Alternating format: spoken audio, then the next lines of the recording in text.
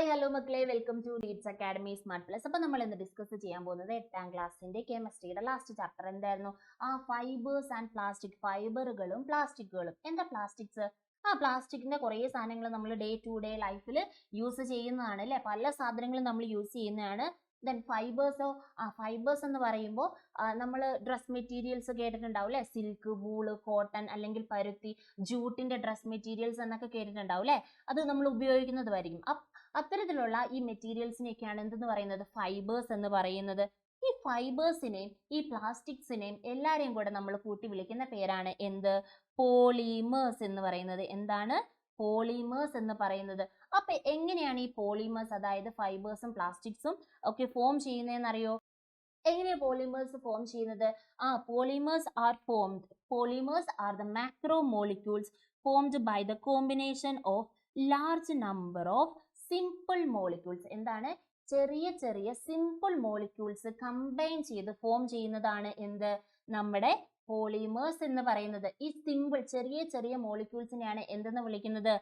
Monomers എന്ന് പറയുന്നത്. അതായത് ഈ മോണോമേഴ്സ് മോളിക്യൂൾസ് കമ്പൈൻ ചെയ്തിട്ടാണ് എന്ത് ഫോം ചെയ്യുന്നത്?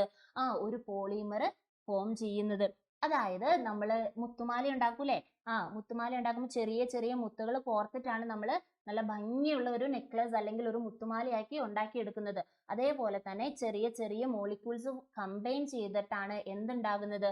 പോളിമർ ഫോം ചെയ്യുന്നത്. ഈ പോളിമേഴ്സ് ഫൈബേഴ്സിന്റെ പ്ലാസ്റ്റിക്കിന്റെ കേസിൽ മാത്രമാണോ ഉള്ളൂ? അല്ല, നമ്മുടെ ശരീരത്തിലും എന്തുണ്ട്? പോളിമേഴ്സ് ഉണ്ട്. അപ്പൊ നമ്മുടെ ശരീരത്തിലുള്ള ഒരു പോളിമർ ആണ് എന്ത്? സ്റ്റാർച്ച് എന്ന് പറയുന്നത്, അല്ലെങ്കിൽ അന്നജം എന്ന് പറയുന്നത് എന്താണ്? നമ്മുടെ ശരീരത്തിലുള്ള ഒരു പോളിമർ ആണ്, പോളിമർ മോളിക്യൂൾ ആണ്. എങ്ങനെയാണ് സ്റ്റാർച്ച് ഫോം ചെയ്യുന്നത്? നമ്മുടെ ഗ്ലൂക്കോസ് അല്ലേ? ഗ്ലൂക്കോസ് എന്ന് പറയുന്ന സിമ്പിൾ മോളിക്യൂൾസ് കമ്പൈൻ ചെയ്തിട്ടാണ് എന്ത് ഫോം ചെയ്യുന്നത്? സ്റ്റാർച്ച് എന്ന പോളിമർ നമ്മുടെ ശരീരത്തിന് ഫോം ചെയ്യുന്നത്.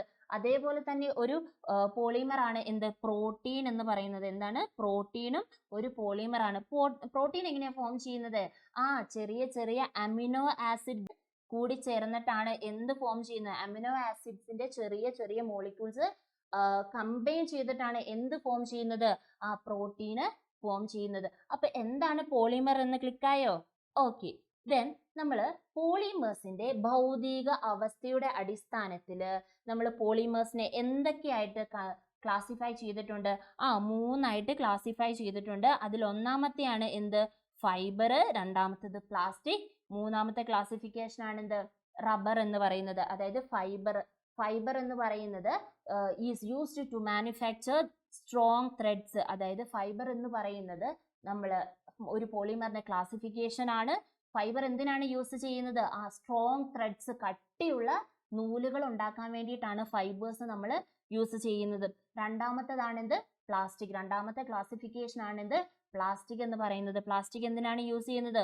Moulded into different shape. ഏത് ഷേപ്പിലേക്ക് വേണമെങ്കിലും നമുക്ക് പ്ലാസ്റ്റിക്സിനെ മാറ്റാം അല്ലേ? നമ്മുടെ ഇഷ്ടാനുസരണം പ്ലാസ്റ്റിക് സാധനങ്ങൾ നമുക്ക് കിട്ടുന്നുണ്ട്. ദെൻ മൂന്നാമത്തെ ആൾ ആരാണ്? റബ്ബർ. റബ്ബറിന്റെ പ്രത്യേകത എന്താണ്? ഒരു ഇലാസ്റ്റിക് പോളിമർ ആണ് എന്ത്? റബ്ബർ. അതായത് ഇലാസ്റ്റിക സ്വഭാവമുള്ള പോളിമർ ആണ് ആര്?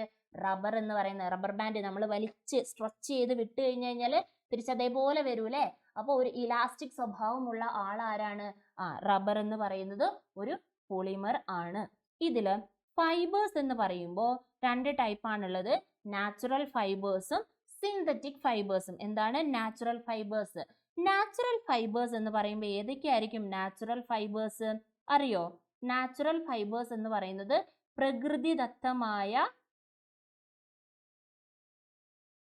പ്രകൃതിദത്തമായ ഫൈബറുകളാണ് എന്ത്? നാച്ചുറൽ ഫൈബേഴ്സ് എന്ന് പറയുന്നത്. അതിന് എക്സാമ്പിൾസ് ഏതൊക്കെയാണ്? നമ്മുടെ ജൂട്ട്, അതേപോലെ അല്ലെങ്കിൽ ജൂട്ടിനെ പറയുന്നത് എന്താണ്? ചണം എന്നാണ് മലയാളത്തിൽ പറയുന്നത്. ജൂട്ട്. കോട്ടൺ എന്താണ്? പരുത്തി അല്ലേ? ഇതൊക്കെ എന്താണ്? ഒരു നാച്ചുറൽ പോളിമർ ആണ്, അല്ലെങ്കിൽ നാച്ചുറൽ പ്രകൃതിദത്തമായ പോളിമേഴ്സ് ആണ് ഇത്. ജൂട്ട്, കോട്ടൺ, അതേപോലെ തന്നെ വൂൾ എന്ന് പറയുമ്പോൾ എന്താണ്? കമ്പിളി. ഇതൊക്കെ എന്താണ്? ഒരു നാച്ചുറൽ പോളിമർ ആണ്. നമ്മുടെ ചകിരിയും എന്താണ്? ഒരു നാച്ചുറൽ പോളിമർ ആണ്. ഓക്കെ ആണല്ലോ. ഇനി നമുക്ക് നാച്ചുറൽ ഫൈബേഴ്സിന്റെ മെറിറ്റ്സും ഡിമെറിറ്റ്സും നോക്കാം അല്ലെ. നാച്ചുറൽ ഫൈബേഴ്സിന് നമ്മുടെ എല്ലാ ആവശ്യങ്ങളും പൂർത്തീകരിക്കാൻ പറ്റുമോ? ഇല്ല. ചെറിയ ചെറിയ ഡിമെറിറ്റ്സ് ഒക്കെ ആർക്കും ഉണ്ട്, നാച്ചുറൽ ഫൈബേഴ്സിനും ഉണ്ട്. അപ്പൊ അതൊക്കെ എന്തൊക്കെയാണെന്ന് നോക്കാം. നാച്ചുറൽ ഫൈബേഴ്സിന്റെ അല്ലെങ്കിൽ പ്രകൃതിദത്തമായ ഫൈബേഴ്സിന്റെ മെറിറ്റ്സും ഡിമെറിറ്റ്സും. ഒന്നെന്താണ്? കംഫർട്ടബിൾ ടു വെയർ അല്ലേ, നമുക്ക് ധരിക്കാൻ സുഖപ്രദമാണ്. കോട്ടൺ ഒക്കെ ധരിച്ചു കഴിഞ്ഞാൽ നല്ല സുഖമാണ് അല്ലേ, വലിയ ചൂടൊന്നും എടുക്കൂല, നല്ല സുഖമാണ് നമുക്ക് കോട്ടന്റെ വസ്ത്രങ്ങൾ യൂസ് ചെയ്യാൻ, ധരിക്കാൻ സുഖപ്രദമാണ്, കംഫർട്ടബിൾ ടു വെയർ. പിന്നെ എന്താണ്? എയറേഷൻ ഈസ് ഹൈ, അതായത് വായു സഞ്ചാരം കൂടുതലാണ്. നമ്മൾ ആ ഡ്രസ്സ് ധരിച്ചു കഴിഞ്ഞാൽ നമുക്ക് വലിയ ശ്വാസം മുട്ടൊന്നും ഉണ്ടാവില്ല, ആവശ്യത്തിന് എന്ത് ചെയ്യും, വായു സഞ്ചാരം ഉണ്ടാകും. അതേപോലെ തന്നെ പിന്നെ എന്താണ്? ജലവും വിയർപ്പൊക്കെ ആഗിരണം ചെയ്യാൻ ആർക്ക് പറ്റും?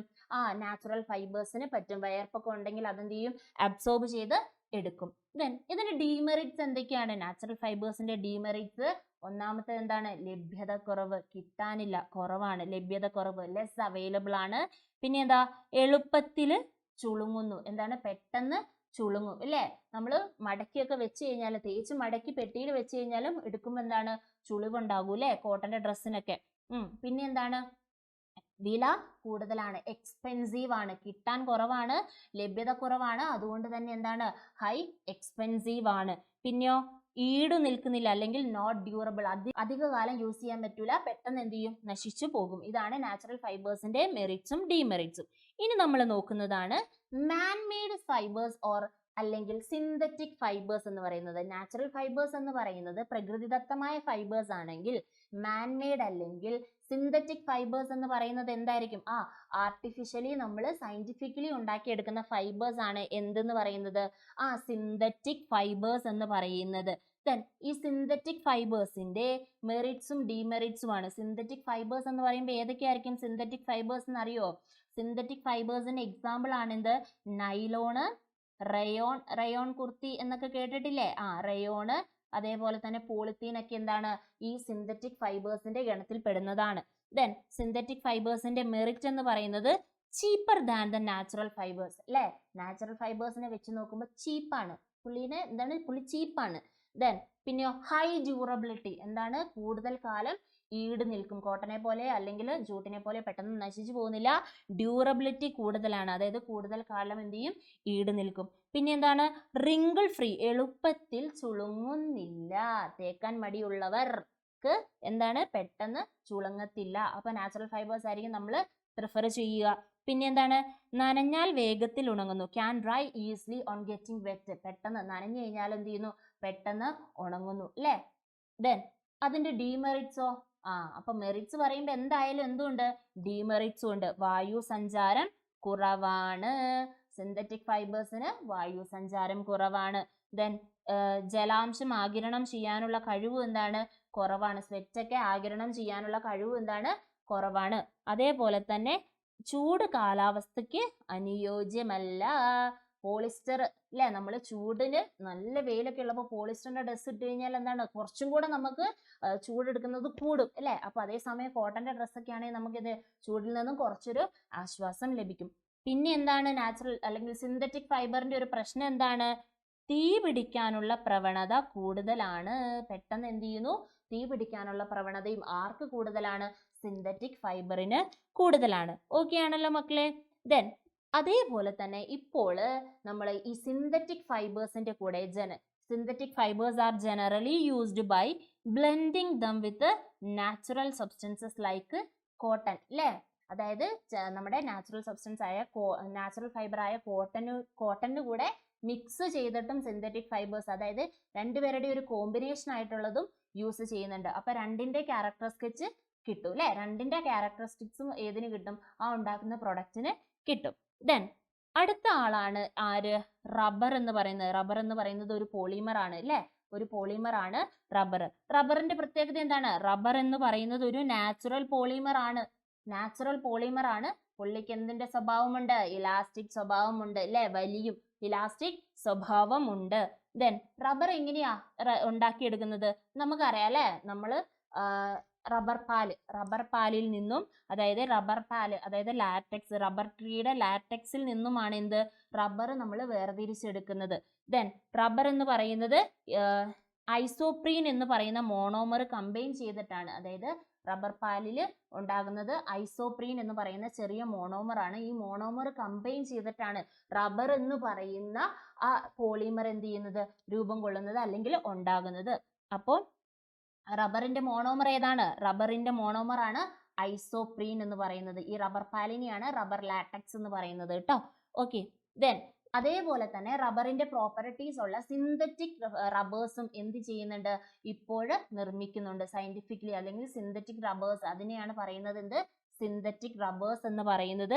അതിന് എക്സാമ്പിൾ ആണ് എന്ത്, നിയോപ്രീൻ, തിയോങ്കോൾ, അതേപോലെ ബൂണ എസ്, ബൂണ എൻ എന്നൊക്കെ പറയുന്നത് എന്താണ്, സിന്തറ്റിക് റബ്ബേഴ്സ് ആണ് കേട്ടോ. സിന്തറ്റിക് റബ്ബേഴ്സ് ആണ്, സിന്തറ്റിക് റബ്ബേഴ്സ്. അതായത് റബ്ബറിന്റെ പ്രോപ്പർട്ടീസ് ഉള്ള സയന്റിഫിക്കലി നമ്മൾ ഉണ്ടാക്കിയെടുക്കുന്ന റബ്ബർ ആണ് എന്ത്, സിന്തറ്റിക് റബ്ബേഴ്സ് എന്ന് പറയുന്നത്. അതിന് എക്സാമ്പിൾ ആണ് ഈ നിയോപ്രീനും തിയോങ്കോളും ബൂണ എസും ബൂണ എൻ എന്നൊക്കെ പറയുന്നത്.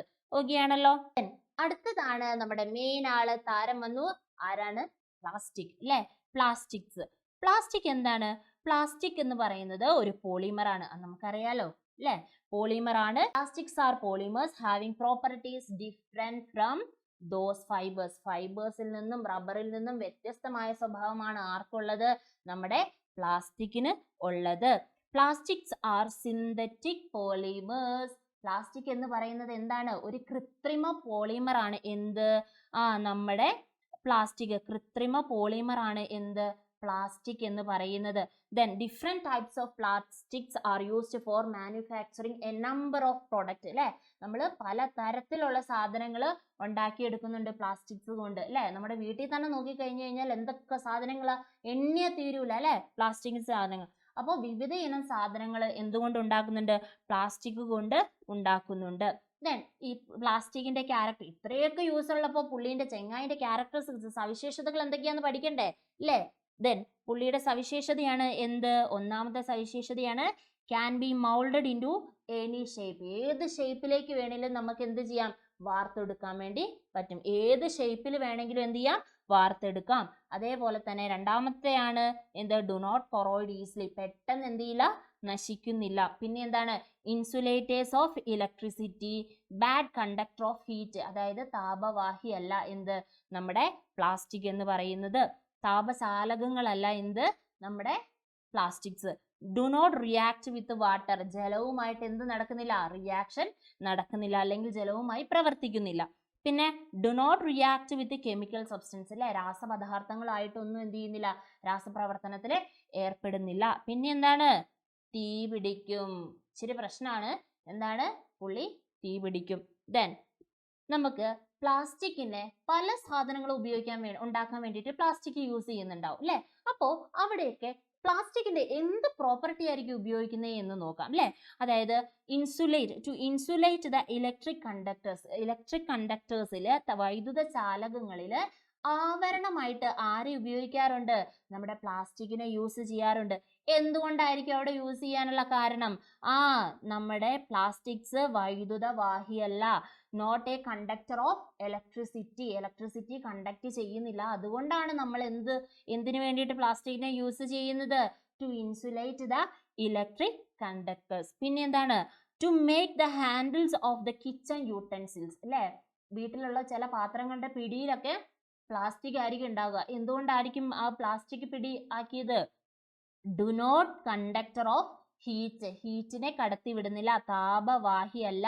അതുകൊണ്ട് നമുക്ക് എന്തായിട്ട് ഉപയോഗിക്കാം, ഇത്തരത്തിൽ പാത്രങ്ങളുടെ പിടിയൊക്കെ ഉണ്ടാക്കാൻ വേണ്ടിയിട്ട് ആരെ ഉപയോഗിക്കാം, പ്ലാസ്റ്റിക്കിനെ ഉപയോഗിക്കാം. പിന്നെ ടു സ്റ്റോർ കെമിക്കൽ സബ്സ്റ്റൻസ് അല്ലെ. നമ്മൾ പറഞ്ഞു ഒന്നാമത്തെ, നമ്മൾ സവിശേഷതകൾ പറഞ്ഞപ്പോൾ പറഞ്ഞു എന്താണ്, കെമിക്കൽ സബ്സ്റ്റൻസുകളുമായിട്ട് എന്ത് ചെയ്യാറില്ല, റിയാക്ട് ചെയ്യാറില്ല. അതുകൊണ്ട് തന്നെ കെമിക്കൽ സബ്സ്റ്റൻസുകളൊക്കെ ഇട്ട് സൂക്ഷിച്ച് വെക്കാൻ വേണ്ടിയിട്ട് ആരെ ഉപയോഗിക്കാം, പ്ലാസ്റ്റിക്കിന്റെ കവറോ പ്ലാസ്റ്റിക്കിന്റെ ഡെപ്പിയോ നമുക്ക് ഉപയോഗിക്കാം. കാരണം എന്താ, നോ റിയാക്ഷൻ വിത്ത് കെമിക്കൽ സബ്സ്റ്റൻസുകൾ. പിന്നെ എന്താണ്, ടു മേക്ക് വാട്ടർ ടാങ്ക്സ് അല്ലെ. വാട്ടർ ടാങ്കുകൾ ഉണ്ടാകുന്നത്, മിക്കപ്പോഴും വാട്ടർ ടാങ്കുകൾ എന്താണ്, പ്ലാസ്റ്റിക് വാട്ടർ ടാങ്കുകളാണ് ഉള്ളത്. എന്തുകൊണ്ടായിരിക്കും, നമ്മുടെ വാട്ടറുമായിട്ട് ചെങ്ങായി എന്ത് ചെയ്യുന്നില്ല, പ്രവർത്തിക്കുന്നില്ല, അല്ലെ റിയാക്ഷൻ ഇല്ല. പുള്ളിക്ക് വാട്ടറുമായിട്ട് യാതൊരു വിരോധവും ഇല്ല, അവര് സ്നേഹബന്ധത്തിലാണ് പോകുന്നത്. അതുകൊണ്ട് തന്നെ എന്താണ്, വാട്ടർ ടാങ്ക് ഉണ്ടാക്കാം. പിന്നെ എന്താണ് to make household utensils അല്ലെ, വീട്ടിലെ ഗൃഹോപകരണ സാധനങ്ങളൊക്കെ ഉണ്ടാക്കാൻ വേണ്ടിയിട്ട് എന്ത് ചെയ്യാറുണ്ട്, പ്ലാസ്റ്റിക് യൂസ് ചെയ്യാറുണ്ട്. കാരണം എന്താ, high durability, do not corrode easily, പെട്ടെന്ന് നശിച്ച് അല്ലെങ്കിൽ തുരുമ്പെടുത്തൊന്നും പോകൂല. എന്താണ്, ഡ്യൂറബിലിറ്റി, നീണ്ടു നിൽക്കുകയും ചെയ്യും അല്ലെ. നമ്മൾ പ്ലാസ്റ്റിക്കിന്റെ കസേരയിലൊക്കെ കയറി അഭ്യാസം കളിക്കാൻ നിന്നാലേ അത് ഒടിയുള്ളൂ അല്ലേ. അപ്പോൾ തുരുമ്പൊന്നും പിടിക്കൂല, വെയിലത്തോ മഴയത്തോ ഇട്ടാലും എന്താണ്, തുരുമ്പൊന്നും പിടിക്കുന്നില്ല, നശിച്ചൊന്നും പോകൂല. അതുകൊണ്ടാണ് നമ്മൾ വീട്ടിലെ ഗൃഹോപകരണങ്ങളൊക്കെ ഉണ്ടാക്കാൻ വേണ്ടിയിട്ട് പ്ലാസ്റ്റിക്സ് യൂസ് ചെയ്യുന്നത് അല്ലേ. നമുക്ക് ഈ പ്ലാസ്റ്റിക്സിനെ രണ്ടായിട്ട് തരംതിരിക്കാം അല്ലെ. പ്ലാസ്റ്റിക്സിനെ എത്രയായിട്ട് തരംതിരിക്കാം, രണ്ടായിട്ട് തരംതിരിക്കാം. അതായത് ചൂടാകുമ്പോൾ എന്തെങ്കിലും മാറ്റങ്ങൾ വരുന്നുണ്ടോ, ചൂടാകുമ്പോൾ വരുന്ന മാറ്റത്തിനനുസരിച്ച് നമുക്ക് പ്ലാസ്റ്റിക്കുകളെ എത്രയായിട്ട് തരംതിരിക്കാം, രണ്ടായിട്ട് തരംതിരിക്കാം. അതിൽ ഒന്നാമത്തതാണ് എന്ത്, തെർമോ പ്ലാസ്റ്റിക്കും, രണ്ടാമത്തത് തെർമോസെറ്റിംഗ് പ്ലാസ്റ്റിക്സും. അതായത് ചൂടാകുമ്പോൾ വരുന്ന മാറ്റത്തിന്റെ അടിസ്ഥാനത്തിൽ നമുക്ക് പ്ലാസ്റ്റിക്കുകളെ എന്താക്കാം, രണ്ടായിട്ട് തരംതിരിക്കാം. അതിൽ ഒന്നാമത്തതാണ് എന്ത്, തെർമോ പ്ലാസ്റ്റിക്. അപ്പൊ എന്താ തെർമോ പ്ലാസ്റ്റിക് നോക്കാം. The plastics get softened on heating and hardened on cooling is called thermoplastic. എന്താണ്, ചൂടാക്കുമ്പോൾ സോഫ്റ്റ് ആവുകയും അത് കൂൾ ചെയ്യുമ്പോൾ, അതായത് തണുപ്പിക്കുമ്പോൾ കട്ടിയാകുകയും അല്ലെ ദൃഢമാവുകയും ചെയ്യുന്ന പ്ലാസ്റ്റിക്കുകളെ നമുക്ക് എന്തെന്ന് വിളിക്കാം, തെർമോപ്ലാസ്റ്റിക് എന്ന് വിളിക്കാം അല്ലെ. This process can be repeated in any number of times. എത്ര തവണ വേണമെങ്കിലും ഈ പ്രവർത്തനം നമുക്ക് എന്ത് ചെയ്യാം, ചെയ്തുകൊണ്ടിരിക്കാം അല്ലെ. പ്ലംബിങ് ചെയ്യുന്ന ചേട്ടന്മാര് പൈപ്പ് ഇങ്ങനെ പേപ്പർ വെച്ച് കത്തിച്ച് ഇങ്ങനെ ഉരുക്കി എടുക്കുന്ന കണ്ടിട്ടുണ്ടോ. എന്നിട്ട് വേറൊരു പൈപ്പ് അതിൻ്റെ ഉള്ളിലേക്ക് ഇങ്ങനെ കയറ്റി ഫിക്സ് ചെയ്ത് വെക്കും അല്ലെ. അതായത് നമുക്ക് എന്ത് ചെയ്യാൻ വേണ്ടി പറ്റും, ചൂടാക്കുമ്പോൾ അത് സോഫ്റ്റ് ആകും, നമ്മൾ തണുപ്പിക്കുമ്പോൾ എന്താകും, പുള്ളി വീണ്ടും ദൃഢമായിട്ട് വരും. അങ്ങനെയുള്ള ആൾക്കാർ, അങ്ങനെയുള്ള പ്ലാസ്റ്റിക്കിനെയാണ് നമ്മൾ എന്തെന്ന് വിളിക്കുന്നത്, തെർമോ പ്ലാസ്റ്റിക്സ് എന്ന് വിളിക്കുന്നത്. ദെൻ അതിന് എക്സാമ്പിൾ ആണ് ഇത്, പോളിത്തീന്, PVC, നൈലോൺ, പോളിസ്റ്റിറൈൻ എന്നൊക്കെ പറയുന്നത് എന്തിന് എക്സാമ്പിൾ ആണ്, തെർമോ പ്ലാസ്റ്റിക്സിന് എക്സാമ്പിൾ ആണ്. ഓക്കെ, അപ്പൊ ചൂടാകുമ്പോൾ പുള്ളി എന്താകും, ചൂടാകുമ്പോൾ സോഫ്റ്റ് ആകും, കൂളാകുമ്പോൾ തണുപ്പിക്കുമ്പോൾ ദൃഢമാകും അല്ലേ.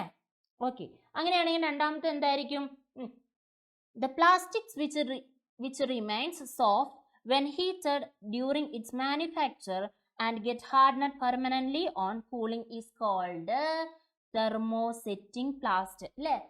thermosetting പ്ലാസ്റ്റിക്സ്, അതായത് നിർമ്മാണ വേളകളിൽ അത് ഉണ്ടാക്കുന്ന സമയത്ത് എന്തായിരിക്കും, സോഫ്റ്റ് ആകും.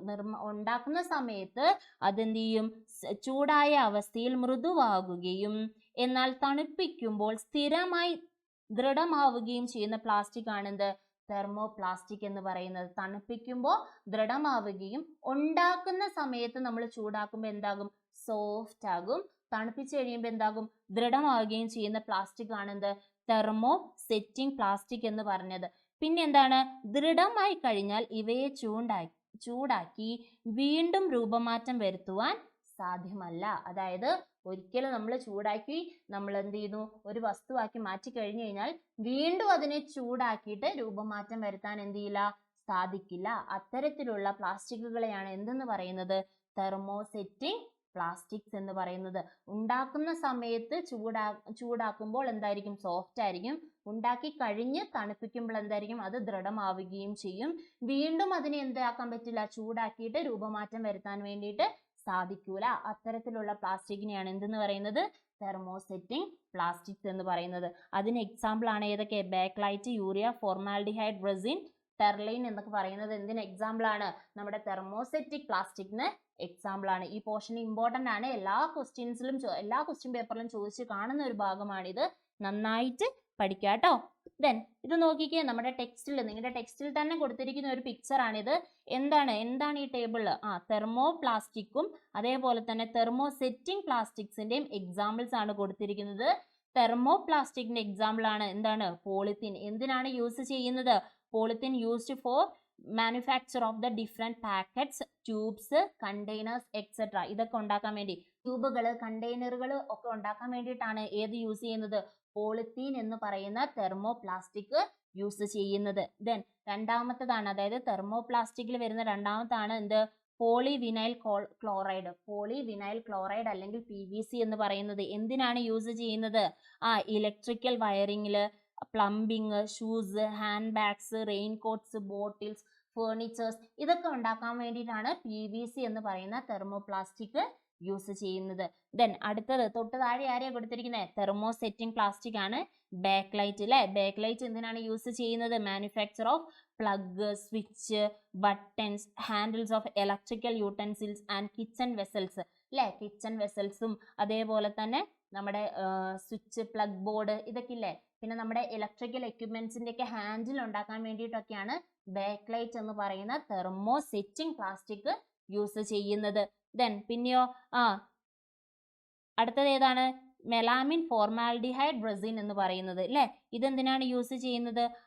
അൺബ്രേക്കബിൾ ക്രോക്കറി, അതായത് പൊട്ടാത്ത പ്ലാസ്റ്റിക് പാത്രങ്ങൾ ഉണ്ടാക്കാനാണ് ഏത് യൂസ് ചെയ്യുന്നത്?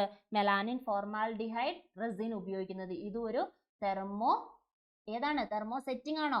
തെർമോ സെറ്റിംഗ് പ്ലാസ്റ്റിക്കിന് എക്സാമ്പിൾ ആണ്. ഓക്കെ, നമുക്കറിയാം പ്ലാസ്റ്റിക്കിന് നമുക്ക് കുറേ യൂസസ് ഉണ്ടെങ്കിലും എന്താണ് പ്ലാസ്റ്റിക് എന്ന് പറയുന്നത് വലിയൊരു വിപത്താണ് അല്ലേ? ദോഷകരമാണ്.